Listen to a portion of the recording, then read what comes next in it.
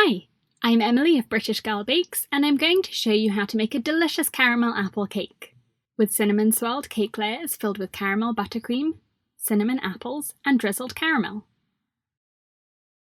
I like to frost the cake with semi-naked caramel buttercream and a caramel drip, but of course you can decorate the cake however you like. First, we're going to prepare a cinnamon swirl to add to vanilla cake batter.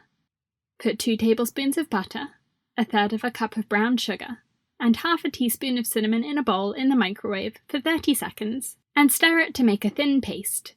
I've put the link to the recipe below this video, and that has all of the measurements in grams and ounces as well. Prepare your favourite vanilla cake batter, and I've put the recipe for mine in the description below this video, and divide the batter into cake pans.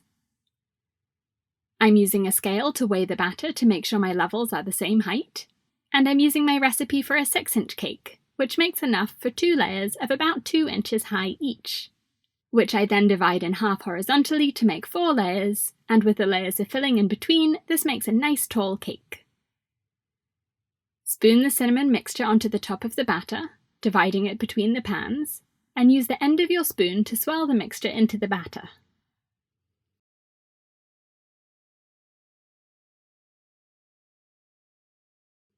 Bake the cakes as normal, and meanwhile, prepare your fillings and frosting.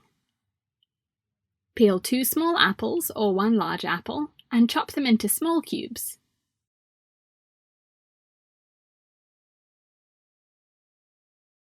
Now, cook them over a medium-low heat with 2 tablespoons of brown sugar, 2 tablespoons of butter, and 1/2 teaspoon of cinnamon. Stir them until the butter melts and the apples are coated in a brown syrup like this. And now reduce the heat to low and simmer gently for about 15 minutes, stirring a few times. To make caramel, put 1 cup of sugar and 1/3 cup of water into a saucepan and heat over medium without stirring. The mixture will bubble for a while, maybe 10 minutes, and meanwhile you can measure out 1/2 cup of cream and 2 tablespoons of butter. Put the cream in the microwave for 30 seconds, and put on an oven glove on the hand you stir with in preparation for the next step. When the bubbling mixture turns a nice golden colour, the colour of honey, turn the heat off and pour the cream into the saucepan slowly, stirring to mix everything together. I find that if you use slightly warmed cream, it doesn't splatter as much and the caramel is less likely to seize, and that's why you warmed it in the microwave earlier. Add the butter and stir until it melts. Let the caramel cool and it will thicken as it cools. When it's cool, set aside about half of the caramel to use for the filling and drip, and I like to use a condiment bottle for this, and save the other half for the frosting. I'll troubleshoot what to do if your caramel is too thick or thin at the end of this tutorial. If you're enjoying this tutorial, please click the thumbs up button. Make a batch of my 4-minute buttercream, which is enough to fill, frost, and decorate an 8-inch cake, so you'll have some left over if you're making a 6-inch cake. Leave out the milk or cream at the end of the recipe. Add some of the remaining caramel to the buttercream, pouring in a few tablespoons at a time until the consistency is easily spreadable. Now it's time to assemble your cake.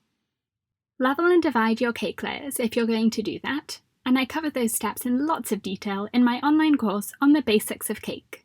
And I've put the link for more information in the top of the screen and in the description below this video. Attach your first layer of cake to your cake board with a dollop of buttercream, and then spread a layer of buttercream onto it, topping it with the cooked apples and drizzling it with the caramel in your condiment bottle. If you don't have a bottle, you can just spoon it on top instead. Continue with the rest of your cake layers, spreading your caramel buttercream onto each layer and then adding the apples and caramel. Chill the cake for about 30 minutes in the fridge so the dollop of frosting on the cake board sets and secures the cake, and so that the cake layers get less crumbly. Then apply a crumb coat to give the cake a semi-naked look, and I cover this step in detail in my online courses on 10 frosting techniques, 10 cake decorating techniques, and the basics of cake, and you can click the link in the screen to find out more, and I've put the link in the description below this video. If you're going to do a caramel drip, chill the cake again for another 30 minutes so that the frosting sets and gets nice and firm, and then use your condiment bottle of caramel to apply a drip to the cake. I'll show you how to do this with a spoon instead in a moment. With a bottle, start by running the bottle around the sides of the cake and move your wrist outwards wherever you want to drip. Now I'm going to talk about the consistency of your caramel.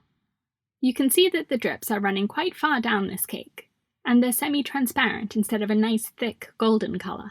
It will still taste amazing, and if this happens and you don't mind that it's not completely opaque, you can continue the drip around the sides and then pour caramel onto the top of the cake and spread it over the whole surface using an offset spatula.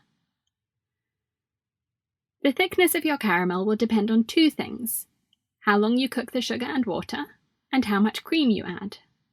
For this drip, I added a bit more cream than in my recipe, so it's quite runny, but if you follow the recipe exactly, you'll get a nice thick and darker coloured drip.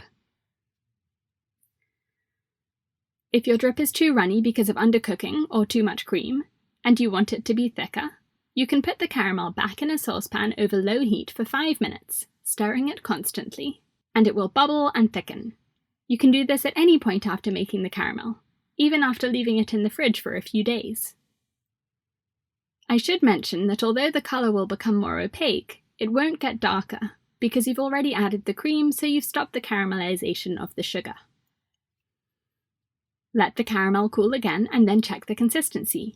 You want it to be a nice thick consistency, but still runny enough to drip down the sides of the cake, so if it's too thick, like this one, and this definitely isn't pourable or drippable, you can add some cream and stir it to thin it out.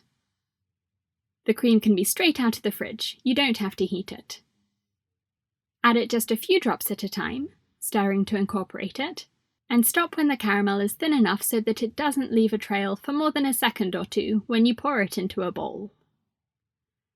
To apply the caramel drip with a spoon, just spoon the caramel onto the outer edge of the top of the cake and gently nudge it over the sides wherever you want to drip. If you drip any caramel where you don't want it, since your cake is chilled, you can just wipe it off with your offset spatula and it won't damage the frosting on the cake. For the top of the cake, spoon the caramel into the middle and spread it around with the back of your spoon, or you can use an offset spatula. Optionally, you can pipe some swirls of buttercream on top to give the cake some height.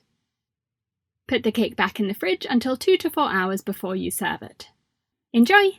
Subscribe to my channel to see a new cake decorating tutorial every week.